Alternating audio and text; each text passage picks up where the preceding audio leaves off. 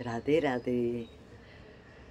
मला ना खूप मेसेज आले, मेल आले, तर मला काही गोष्टी तुम्हाला सांगायच्या आहेत. काहींनी विचारलं तुम्ही पैसे घेता का? काही म्हणाले पैसे घेतच असाल तर प्लीज माझं डिस्क्रिप्शन वाचा, त्यात मी क्लिअरली लिहिलं आहे मी पैसे घेत नाही.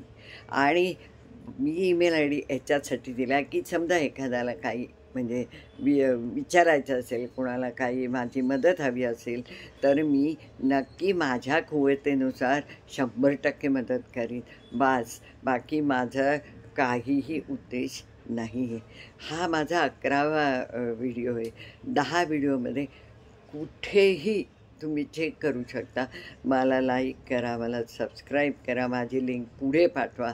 हे कुठलीही गोष्ट मी केलेली नाही, कारण मला तुमच्यासारखे जेन्युइन ज्यांना खरंच माझा व्हिडिओ आवडतो अशीच लोकं पाहिजेत. तू खोटे लाईक, खोटे कमेंट, खोटे सबस्क्रिप्शन अजिबात नको आहेत मला. त्यामुळे तुमच्या सगळ्यांचे मी ऋणी आहे, कारण तुम्ही मला प्रोत्साहन देता आणि तुम्हाला माझे व्हिडिओ आवडतात. आणि देवाकडे प्रार्थना आहे की मी असेच तुम्हाला आवडतील असे व्हिडिओ मी नक्की काढीन. आणि परत एकदा सांगते की मी पैसे घेत नाही, घेणारही नाही. चला आता पुढे चालू करूया आपण. तर डॉक्टर नीतू मांडके तुम्हाला माहितीच असतील की अक्षरशः ग्रेट हार्ट सर्जन. कारण काय हृदयाच्या ऑपरेशनचे ते एकदम खूप कुशल होते. आणि आपले हिंदू हृदय सम्राट बाळासाहेब ठाकरे ह्यांचं यशस्वीरित्या ऑपरेशन त्यांनी केलं होतं. त्यामुळे त्यांची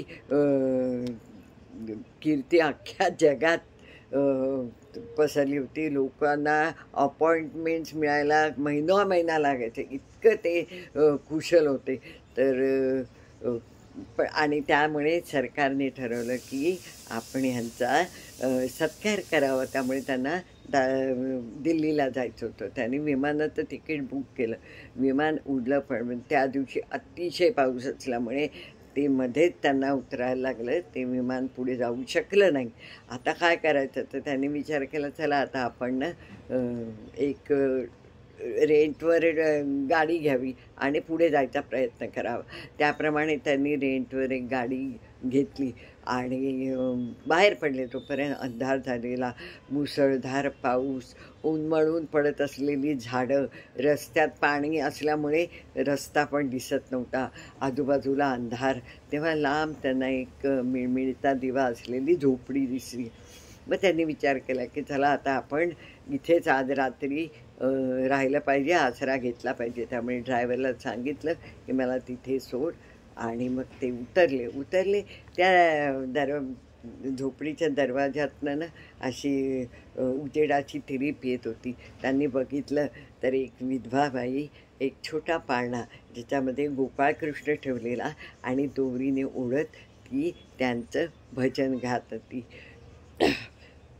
श्री कृष्ण गोविंद हरे मुरारी, हे नाथ नारायण वासुदेवा, असं गाणं म्हणत होती, भजन म्हणत होती अगदी मनापासून.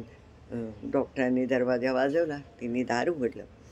तिला माहिती होतं बाहेर फारच मुसळधार पाऊस आहे. तिने लगेच त्यांना सांगितलं की तुम्ही बसा, मी पाणी आणून देते. तिने पाणी आणलं आणि म्हणाली थांबा मी तुमच्यासाठी चहा टाकते. तिने पाणी उकळत ठेवलं आणि तेवढ्या वेळात तिने ते भजन पूर्ण केलं. चहा घेऊन डॉक्टरांकडे आली. डॉक्टरांना तो चहा दिला आणि ती म्हणाली क्षमा करा, मी तुमचं नाव गाव कुठून आलात मी काहीच विचारलं नाही. तर तेच सांगणार एवढ्यात कॉटवरचं ते बाळ जोरात रडायला लागलं. तर त्या माऊलीने त्याला जवळ घेतलं. तिच्या चेहऱ्यावर अतिशय उदास भाव होते.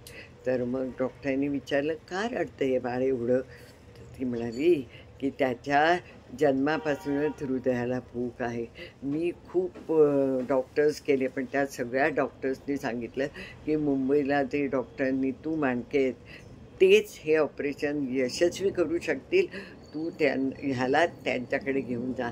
तर मी आता मुंबईला जाऊन त्यांच्या पायावर ह्या बाळाला ठेवणार आहे आणि माझी खात्री आहे ते माझ्या बाळाला बरं करतील. त्यांच्या कानावर विश्वास बसेना की ज्या म्हणजे त्यांना माहिती होतं की आपली अपॉइंटमेंट मिळण्यासाठी महिन्यान लोक वेटिंग लिस्टवर राहतात. जगभरात त्यांना डिमांड आहे. आणि आज ते ह्या माऊली म्हणजे या बाळाच्या आईच्या झोपडीत उभे आहेत. आणि ही बाई हे सांगते त्यांच्या प्रत्येक देवाचा आणि वेगळा काय आहे. मनापासून जर आपण देवाला साथ घातली तर देवाला काय अशक्य आहे हे त्यांच्या पण लक्षात आलं. आणि त्यांनी विचार केला की पुरस्कार मला परत पण मिळतील, पण आधी आता मी करणार ते या बाळाचं ऑपरेशन. तर अशी अनुभूती येते. आता मी माझी अनुभूती सांगते. कोविडचा काळ होता. हाहाकार म्हणजे अगदी टिपेचा कोविड, ज्याला त्याला कोविड, सगळे घाबरून गेले होते.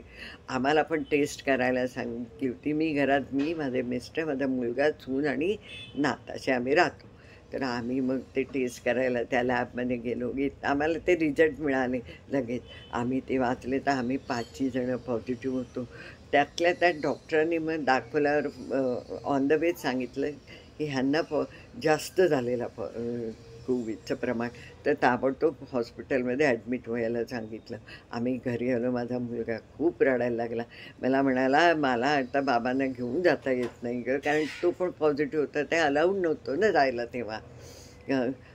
आमच्या ड्रायव्हरने तोपर्यंत चावी देऊन तो गेला पण होता. 5 मिनिटांनी बेल वाजली. मी दार उघडलं तर तोच आमचा ड्रायव्हर उभा होता. म्हटलं काय रे? तो म्हटला मॅडम मी सरांना घेऊन हॉस्पिटलला ॲडमिट करायला जातो. मी म्हटलं अरे काय तू तर म्हणजे तुला कोविड वगैरे काय नाही, तू नॉर्मल आहेस. आणि तुम्हाला माहिती आहे तो कोविड किती संसर्गजन्य असतो. त्याला बायको होती, मुलं होती, घरी आईवडील होते. तर मी म्हटलं नको रे नको, असं नको करूस, आम्ही बघतो काय करायचं. तर खरं माझ्याकडे काही दिशा नव्हती, पण मी आपलं हसत म्हटलं. तर तो म्हणला मॅडम काळजी करू नका, मला काही होणार नाही, मी सरांना घेऊन जातो. नाहीतर म्हणजे त्याला कळलं नाही तर खूपच प्रॉब्लेम निघणार कोण त्यांना एवढं लांब. त्यांनी गाडीची चावी घेतली. सर चला घेऊन त्यांना ॲडमिट केलं. ॲडमिशनच्या सगळ्या फॉर्मॅलिटीज त्यांनी केल्या. त्यानंतर ह्यांना एक इम्पॉर्टंट इंजेक्शन, ते नाव मी विसरले, ते कुठेही मिळत नव्हतं. आम्ही पुण्यात राहतो, सह्याद्रीमध्ये ते हॉस्पिटलमध्ये फक्त ॲवेलेबल होतं. तो लगेच तिकडे गेला, ती इंजेक्शनं घेतली, ती वेळेत डॉक्टरांना दिली. आणि डॉक्टरांना त्याच्यामुळे वेळेत ह्यांना इंजेक्शनं देता आली. जवळजवळ 7-8 दिवस ते ॲडमिट होते आणि पूर्ण नॉर्मल झाले. आणि ह्या मुलाने त्यांना घरी आणून सोडलं, चावी दिली आणि म्हणाला आता मी जातो.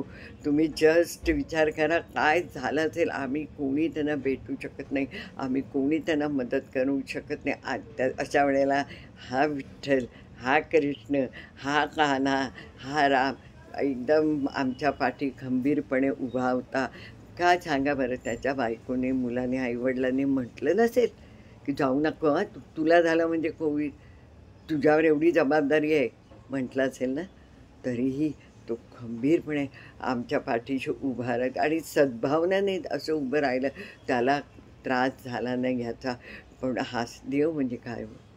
देव म्हणजे हेच, वेळेला आपल्याला जो उपयोगाला ज्याची आपण स्वप्नात पण कल्पना न केलेली असते, ते उभे राहतात आणि आपल्याला मदत करतात.